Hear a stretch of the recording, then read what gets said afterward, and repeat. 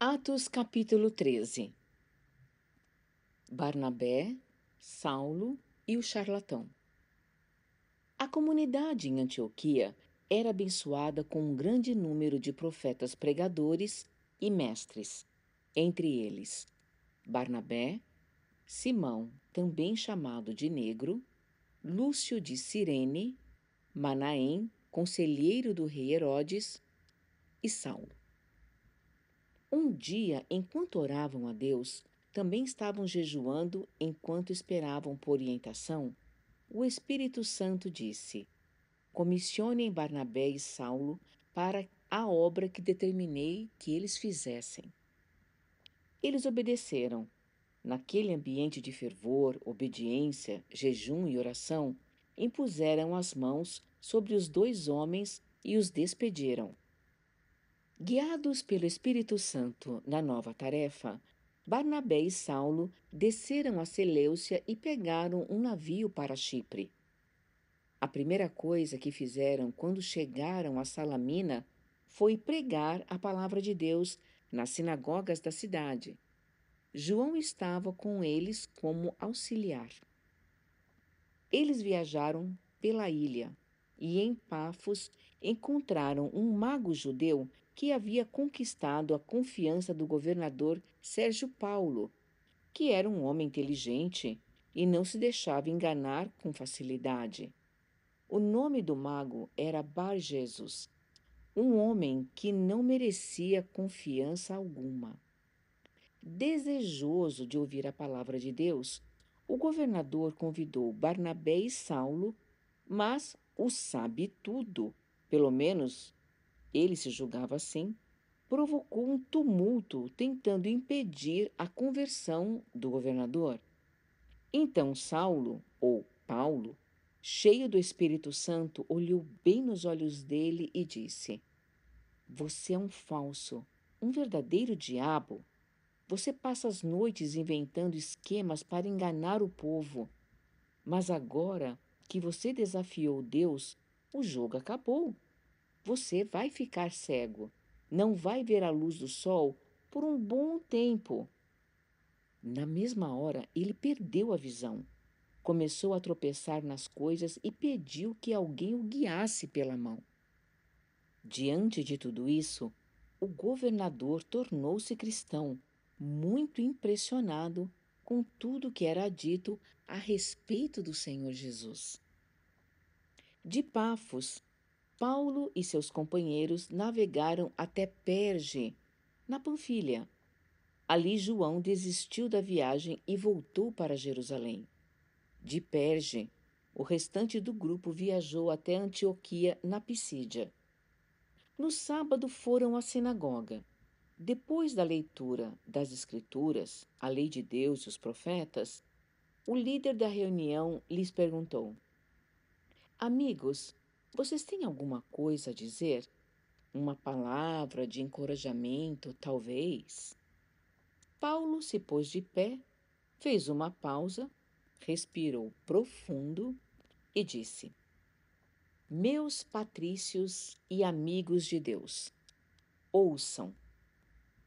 Deus teve um interesse especial pelos nossos antepassados, libertou nosso povo, esse povo que vivia oprimido no Egito, e os tirou de lá em grande estilo.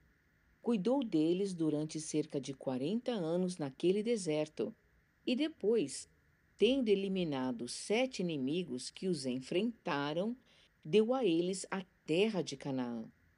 Tudo isso aconteceu num período de cerca de 450 anos. Até o tempo do profeta Samuel, Deus deu a eles juízes para liderá-los. Então, eles acabaram pedindo um rei, e Deus designou Saul, filho de Quis, da tribo de Benjamim. Depois de Saul ter governado 40 anos, Deus lhe tirou o trono e o entregou a Davi com a seguinte declaração: Vasculhei a terra e encontrei Davi, filho de Jessé. O seu coração está em sintonia com o meu coração e ele fará toda a minha vontade. dos descendentes de Davi, Deus fez surgir um Salvador para Israel, Jesus. Foi como prometera, mas somente depois de João ter anunciado sua vinda ao povo, preparando-os para uma mudança radical de vida.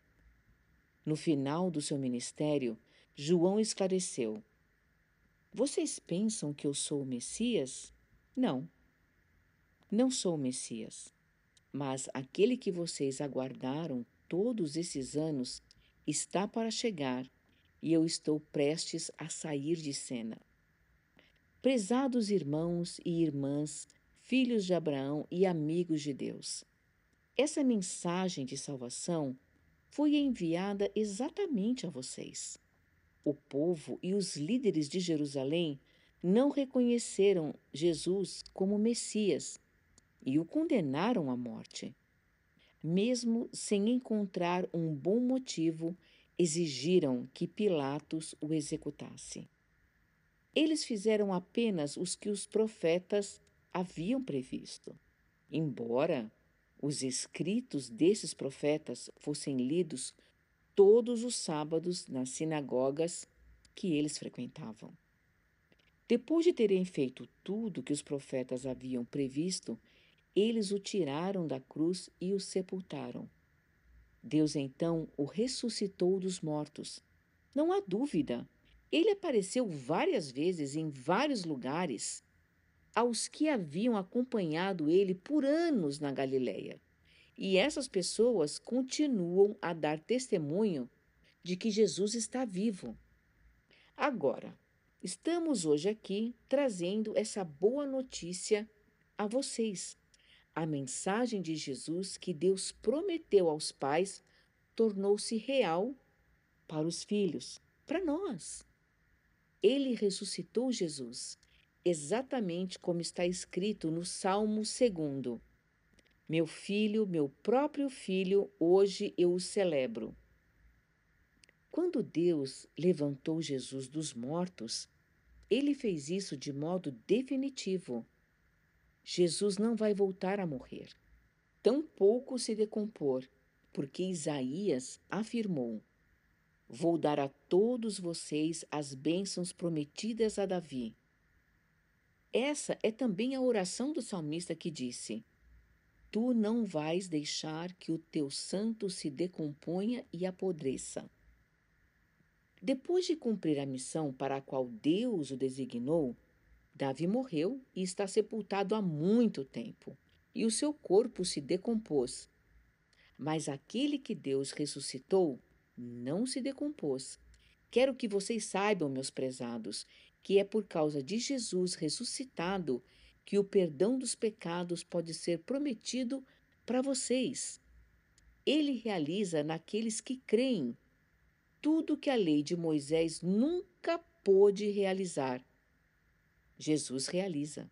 Realiza naqueles que creem tudo que a lei de Moisés nunca pôde realizar. Mas qualquer um que crê em Jesus ressuscitado é declarado bom e justo diante de Deus. Não façam pouco caso do que eu estou falando.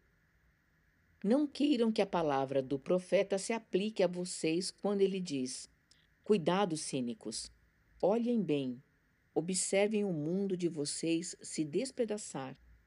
Vou fazer algo bem diante dos seus olhos, em que vocês não vão acreditar, ainda que estejam vendo.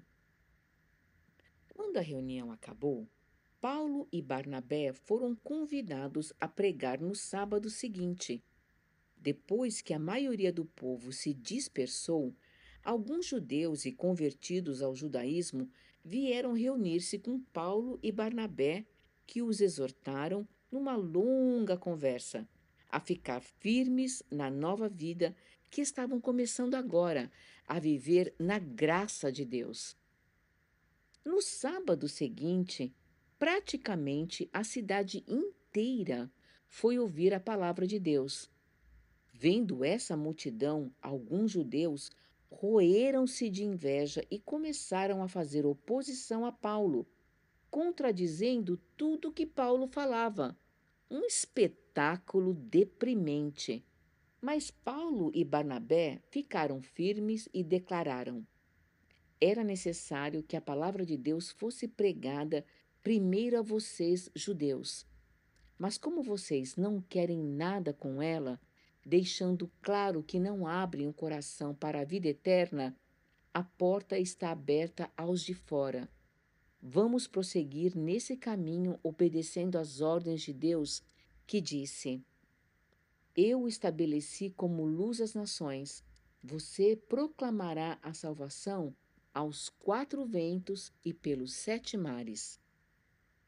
Quando os de fora, isto é, os que não são judeus, ouviram isso, mal se seguraram de tanta alegria, e todos os que estavam destinados à vida plena depositaram a confiança em Deus.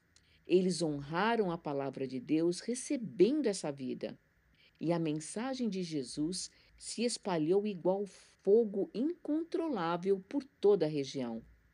Alguns judeus convenceram as mulheres mais respeitadas e os homens de alta posição na cidade de que o agradável estilo de vida deles estava ameaçado. Alarmados, forçaram Paulo e Barnabé a sair da cidade. Os dois discípulos deram de ombros e foram para fora da cidade. Foram para a cidade seguinte, Icônio. Ficaram felizes, transbordantes de alegria e do Espírito Santo.